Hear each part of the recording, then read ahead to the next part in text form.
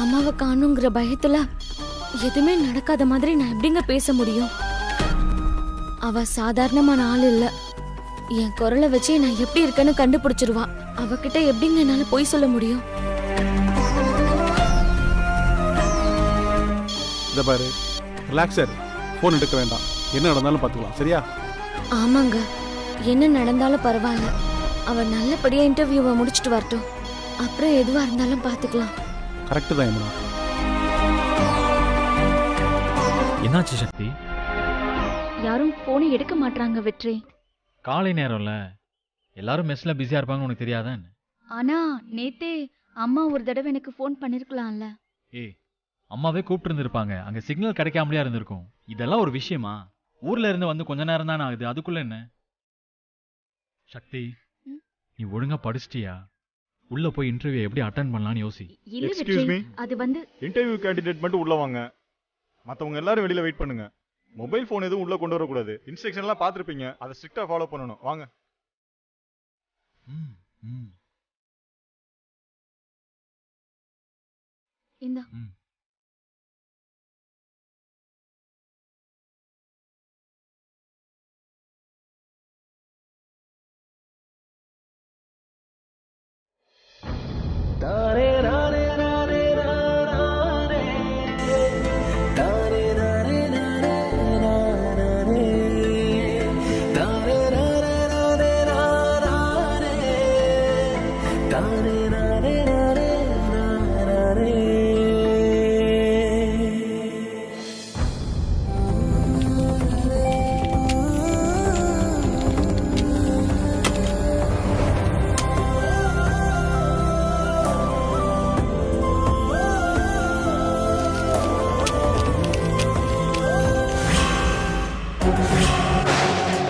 அக்கா, இவ்ளோ பிரச்சனை பண்ணோம், இன்னும் அவங்க வீட்ல இருந்து ஐயோ அம்மான்னு யாருமே வந்து சத்தம் போடாம இருக்காங்க. ஒருவேளை சக்தி எல்லா பிரச்சனையும் சமாளிச்சிட்டாலோ? அதான்டா எனக்கும் புரியல.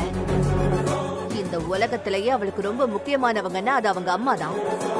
எப்படி என் கணக்கு தப்பாச்சுனே தெரியல. ஒருவேளை மீனாட்சி அக்கா காணாம போனத இவங்க எல்லாரும் சேர்ந்து சக்தி கிட்ட மறைச்சிருப்பாங்களோ? என்ன சொன்ன? இல்லக்கா, மீனாட்சி அக்கா காணாம போனது சக்திக்கு தெரியுமோ தெரியாதோ இவங்களாம் மறைச்சிருந்தாங்கன்னா? இதை எப்படிடா நான் யோசிக்காம விட்டேன்? அந்த யமுனா நம்ம வீட்டு முன்னாடி வந்து சத்தம் போட்டால, அப்ப என்ன சொன்னா? எப்படியாவது எங்க அம்மாவை நான் தேடி கண்டுபிடிச்சு கூட்டிட்டு வருவேன்னு சொன்னால. யமுனா அப்பவே முடிவு பண்ணிட்டா, என்ன நடந்தாலும் மீனாட்சி காணாம போனதை சக்தி கிட்ட சொல்லக்கூடாதுன்னு. இப்ப என்ன பண்றது? அவளுக்கு எத்தனை மணிக்குடா இன்டர்வியூ? தெரியலையே, என்ன போய் கேக்குற பாரு நீ. நான் மழைக்கே ஸ்கூல் பக்கம்லாம் ஒதுங்குனது இல்ல, நீ வேற. எப்படியும் இன்டர்வியூலாம் 10 மணிக்கு மேலதான் ஆரம்பிக்கும். இப்பவே நாம போன் அடிச்சா? போன் எடுறா. யாருக்கு? பைத்தியமா நீ? சக்தியை பத்தி தானே பேசிட்டு இருக்கோம். சக்திக்கு போன் பண்ணி மீனாட்சி காணாம போன விஷயத்த சொல்லிடலாம். நம்ம சொன்னா எப்பவும் நம்ப மாட்டாதான். ஆனா நிச்சயம் யமுனாக்கு போன் பண்ணுவால. அப்ப யமுனாவால எதையும் மறைக்க முடியாது. மீனாட்சி காணாம போய் ஒரு நாள் ஆகுதுன்னு சொல்லிதானே ஆகணும். ஆனா மீனாட்சி மௌன விரதம் கோயில்ல இருக்கிறது நமக்கு மட்டும்தான் தெரியும். பின்ற விஷயம் தெரிஞ்சது சக்தி இன்டர்வியூ அது மண்ணாவது எல்லாத்தையும் தூக்கி போட்டு ஓடியாந்துருவா. போன் எடுறா. போன் எடு. அக்கா, எனக்கு ஒரே ஒரு சந்தேகம்.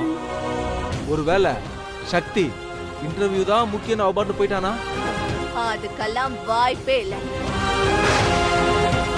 எங்க அடிச்சா எப்படி விழுவான்னு அவளை பத்தி எல்லா விஷயமும் எனக்கு தெரியும்.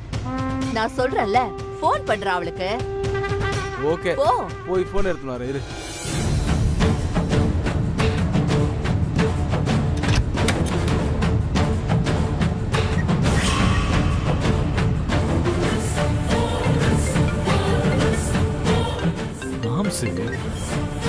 மாப்ள, நான் மாமா பேசுறேன். மாம்சு, சொல்லுங்க மாம்சு, எப்படி இருக்கீங்க? மாப்ள, என்னால ரொம்ப நேரம்லாம் பேச முடியாது. ஒரு முக்கியமான விஷயம். இப்ப புஷ்பா சக்திக்கு போன் பண்ணுவா. போன் பண்ணி மீனாட்சியை காணாமனு சொல்லுவா. தயவு செய்து அதை நம்பிடாதீங்க. சக்தி கலெக்டர் ஆகணும்னு இங்க இருக்க கோயில்ல மீனாட்சி மௌன வரதா இருக்கா. அதை பயன்படுத்திக்கிட்டு மீனாட்சி காணாம போயிட்டான்னு சொல்லி சக்தி இன்டர்வியூக்கு போகாம வீட்டுக்கு வர வைக்கிறதுக்கு புஷ்பா பிளான் பண்ணியிருக்கா மாப்ள. மாப்ள, நான் சொல்றது புரியுதுல்ல?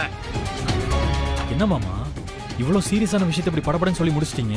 ஐயோ மாப்ள, நம்ம பிளான் படி நான் இங்க இருந்துகிட்டு இருக்கேன். உண்மாவே என்னை கொல்ல பார்த்தவ இந்த விஷயம் மட்டும் வெளியே தெரிஞ்சிச்சுன்னு வச்சுக்கோங்களேன், என்னை முதல்ல போட்டு தள்ளிடுவா. மாப்ள, சக்தியை மட்டும் வெளியே விட்டுறாத மாப்ள. இப்படியாவது இன்டர்வியூ முடிச்சுட்டு வர சொல்லு மாப்ள. இந்த விஷயத்த யமுனாட்டையும் ஒரு வார்த்தை சொல்லி வச்சிருங்க மாப்ள. என்ன மாப்ள, நான் வச்சிடவா? மாம்ஸ் கலக்கறாரேப்பா.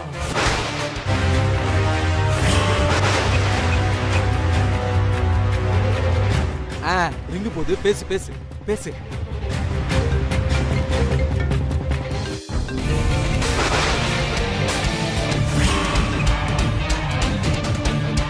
நீங்கள் அழைக்கும் நபர் இன்டர்வியூவில் பிஸியாக இருக்கிறார், அதனால் நாளை அழைக்கவும். என்னாச்சுக்கா? அந்த வெற்றி பையதான் போன் எடுத்து பேசுறான். அதுவும் கிண்டலா வேற பேசுறான். திருப்பி போடுக்கா.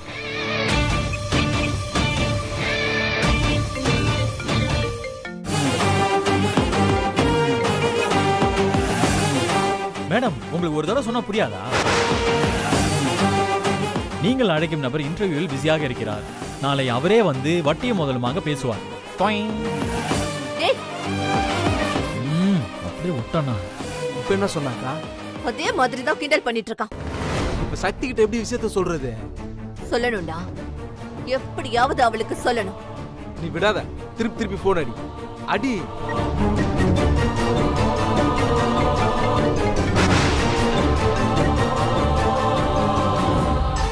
என்ன இரு, அவன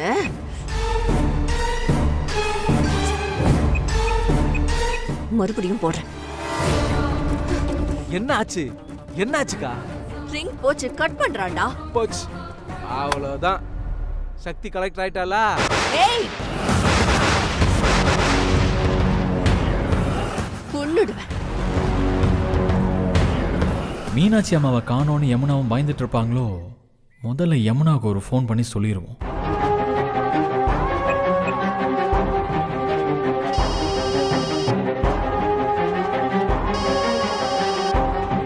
யார் யமுனா ஃபோன்ல?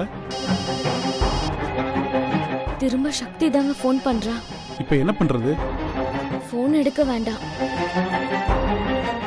என்ன ஆனாலும் சரி, அவ எப்படியாவது அம்மா கிட்ட பேசணும்னு தான் ஃபோன் பண்ணிக்கிட்டே இருக்கா. எடுக்க வேண்டாம். பாவங்க, அவளாச்சும் நிம்மதியா இன்டர்வியூ அட்டென்ட் பண்ணிட்டு வரட்டும்.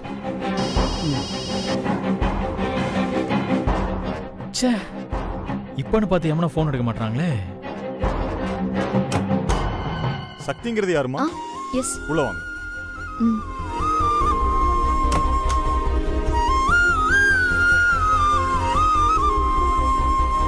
Good morning sir. Good morning. Good morning madam. Morning. Please take your seat.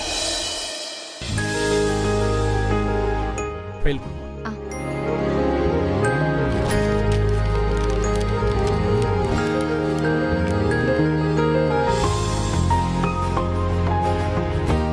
Are you Miss Sakti?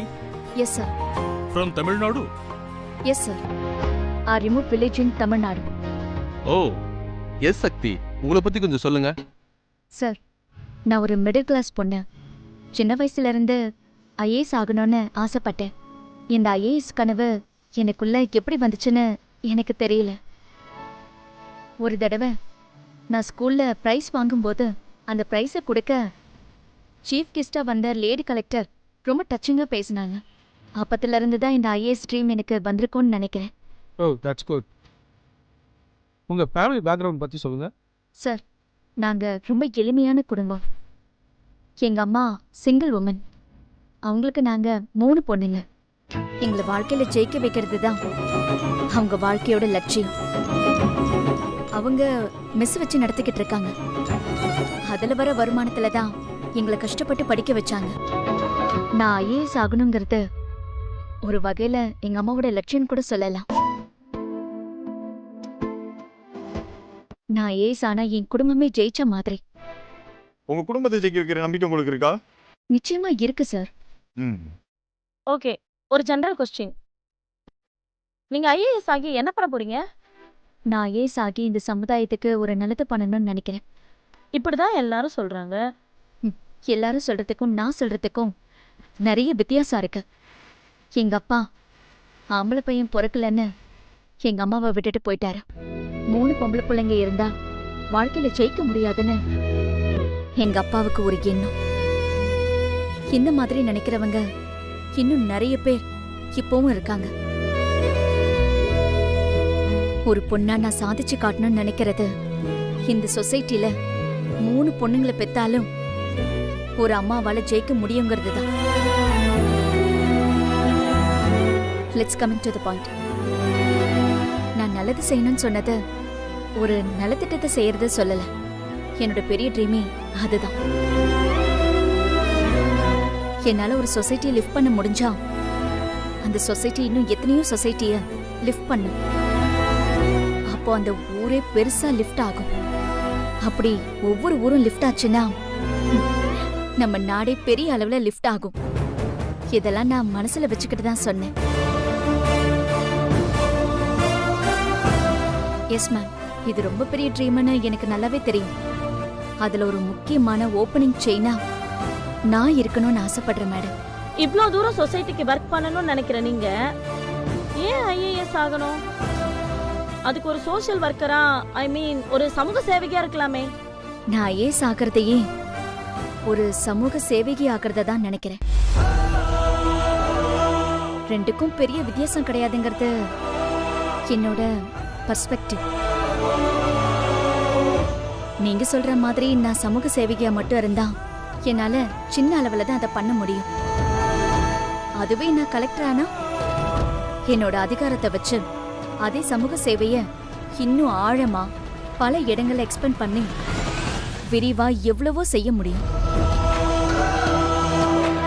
நான் ஒரு லேடி கலெக்டரை பார்த்து இம்ப்ரெஸ் ஆன மாதிரி என்னோட ஒர்க்கை பார்த்து 4 பேர் இம்ப்ரெஸ் ஆகி என்னோட ட்ரீம்ல சேருவாங்கன்னு நான் நம்புறேன் madam. Okay, let us get into some more specific questions for you. I hope you must have attended the mock test too. Yes, sir. What do you think about the GST implementation in our country? How do you evaluate that?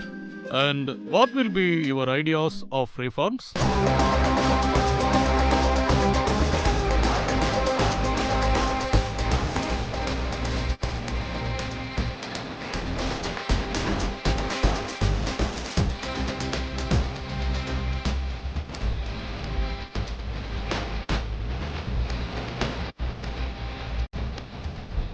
Okay, Shakti. Afternoon அடுத்த section இருக்கு. Wait பண்ணுங்க. Thank you, sir. Thank you, sir. Welcome. She is very talented. எத்தனையோ பேரை interview பண்ணோம். ஆனா இவ கொஞ்சம் டிஃபரெண்டா இருக்கால. இந்த பொண்ணு வாங்கின மார்க் பாத்தீங்களா? தமிழ்நாட்டுல இருந்து செலக்ட் ஆனவங்கல இவ தான் டாப்ல வந்திருக்கா.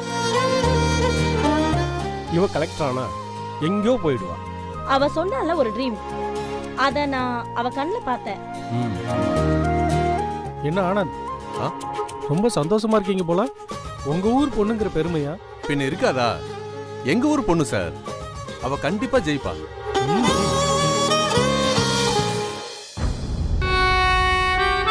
வெற்றி, இவ்வளவு நேரம் எங்கேயா இருந்த? கேண்டீன் போயிட்டு வந்திருக்கலாம்ல. உள்ள என்ன நடக்குதோ ஏது நடக்குதோன்னு ஒரே பயமா இருந்துச்சு. நீ வேற போகும்போது ரொம்ப டென்ஷனா இருந்தியா, அதான் நான் இங்கே இருந்துட்டேன். ஏய், தண்ணி கூட குடிக்காம இருந்தியா? போ போய் ஏதாவது டீ சாப்பிட்டுட்டு வா. அதெல்லாம் வேண்டாம், நீ முதல்ல இன்டர்வியூ எப்படி பண்ண அதை சொல்லு. இன்டர்வியூக்கு போகும்போது அவ்வளோ சொல்லி அனுப்புன. பயப்படாத, ஈஸி அது இதுன்னு. இப்போ நீ இவ்ளோ பயந்து நிக்கிற. ஊருக்குள்ளதான் பெரிய ரவுடி, ஆனா இங்க அடங்கி ஒடுங்கி நிக்கிற. சக்தி, இன்டர்வியூ எப்படி பண்ணேன்னு கேட்டேன். சூப்பரா பண்ண, எல்லாரும் ரொம்ப இம்ப்ரெஸ் ஆயிட்டாங்க. அப்பாடி, இப்பதான் எனக்கு நிம்மதியாவே இருக்கு. சக்தி, எதுக்கும் பயப்படாத. பயம் வந்தா மாமாவை நினைச்சுக்கோ, தைரியம் தானா வரும். வெற்றி, அம்மா போன் பண்ணாங்களா? இப்ப மீனாட்சி அம்மா கோவில்ல மௌன விரதம் இருக்காங்கன்னு சொன்னா இவளுக்கு இந்த இன்டர்வியூ மூட் மாறினாலும் மாறிடும். இப்போதைக்கு இதை சொல்லாம இருக்கிறது தான் நல்லது. சொல்லு வெற்றி. அம்மா ஃபோன் பண்ணாங்களா இல்லையான்னு கேட்டேன். ஏய் ஆமா பண்ணாங்க. நல்லா இருக்காங்களாமா? உங்ககிட்ட பேசணும்னு வேற சொன்னாங்க. நீ இன்டர்வியூக்கு உள்ள போயிருக்கேன்னு சொன்னேன். Thank God. இப்போதான் எனக்கு உயிரே வந்தது. என்னடா அம்மா ஃபோனே பண்ணலையே, அவங்களுக்கு உடம்பு சரியில்லையோன்னு நான் ரொம்ப பயந்துட்டேன். சரி ஃபோனை கொடு, நான் அம்மா கிட்ட ஒரு தடவை பேசிடுறேன். சக்தி, 2 ஃபோன்லயும் சார்ஜ் எல்லாம் ஆஃப் ஆயிடுச்சு சக்தி. ஏய் நேத்து நீ சார்ஜ் போடலையா? மறந்துட்டேன் சக்தி. ஏண்டா? ஏய் இன்னொரு இன்டர்வியூ இருக்குன்னு சொன்னேல, அதையும் முடிச்சிட்டு வா, அப்புறம் பேசிக்கலாம். அதுவும் சரிதான். சரி நான் கொஞ்ச நேரம் ஏதாவது ப்ரிப்பேர் பண்றேன், நீ மறக்காம போனை சார்ஜர்ல போட்டுரு. சரி சரி, ஒழுங்கா வந்து ப்ரிப்பேர் பண்ணு வா.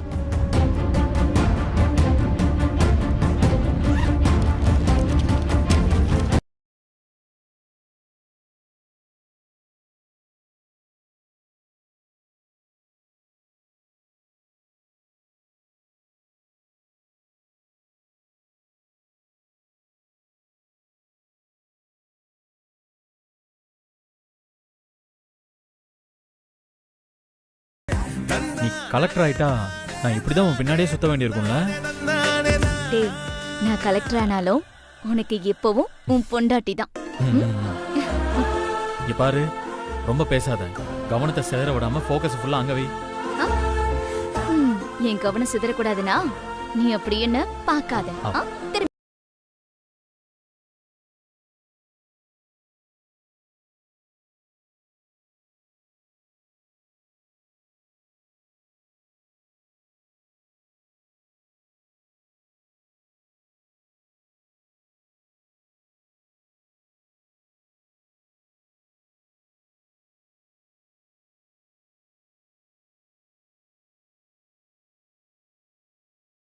அடுத்த செஷன் இன்டர்வியூ ஸ்டார்ட் ஆக போது, வாங்க.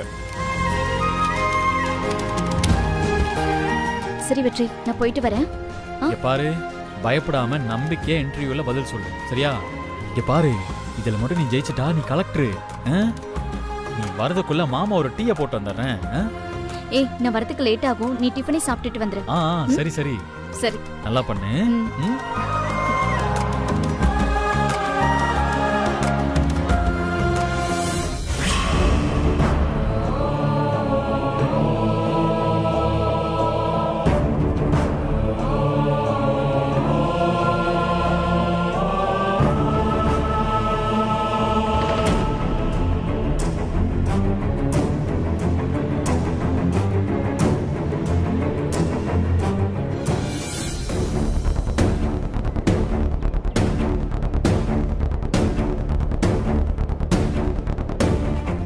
கிட்ட ஒரு வார்த்தை பேசிட்டு போயிடலாமா?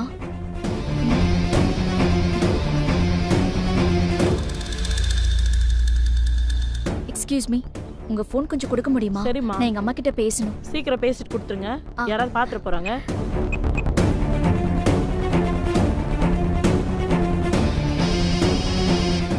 என்ன புது நம்பரா இருக்கு? யார் கால் பண்றா?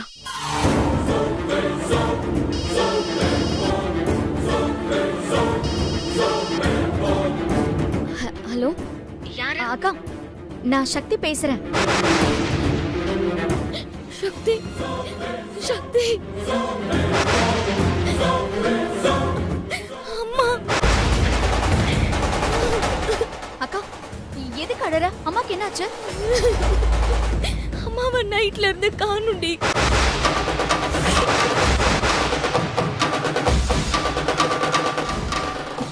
ஐயோ அக்கா, என்ன சொல்ற?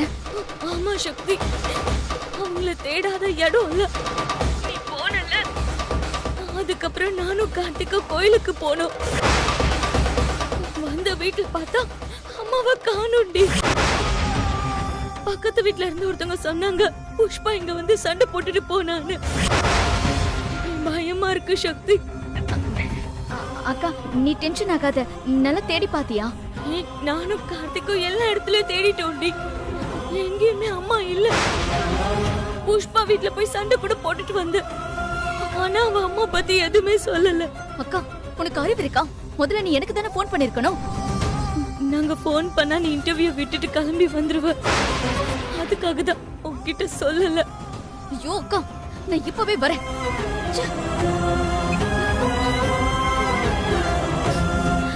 ரொம்ப தேங்க்ஸ் மேடம். சக்தி யாருமா? சக்தி வாங்க.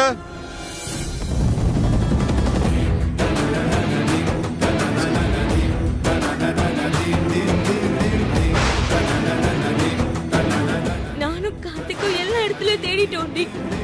எங்கேயுமே அம்மா இல்ல. புஷ்பா வீட்ல போய் சண்டை கூட போட்டுட்டு வந்தேன். ஆனா அவ அம்மா பத்தி எதுவுமே சொல்லல. கார்த்திக், என்ன இம்ரா, என்னாச்சு? சக்தி தான் ஃபோன் பண்ணா. இன்டர்வியூ முடிஞ்சிருச்சு போல. அதான் அம்மாவை காணும்னு அவகிட்ட சொல்லிட்டா. அவ உடனே கிளம்பி இங்க வரேன்னு சொல்லியிருக்கா. என்ன யமுனா, கொஞ்சம் கூட யோசிக்கவே மாட்டியா? அவளுக்கு சாயந்தரம் வரைக்கும் இன்டர்வியூ இருக்கு. இப்ப எதுக்கு இதை பத்தி அவர்கிட்ட சொன்ன?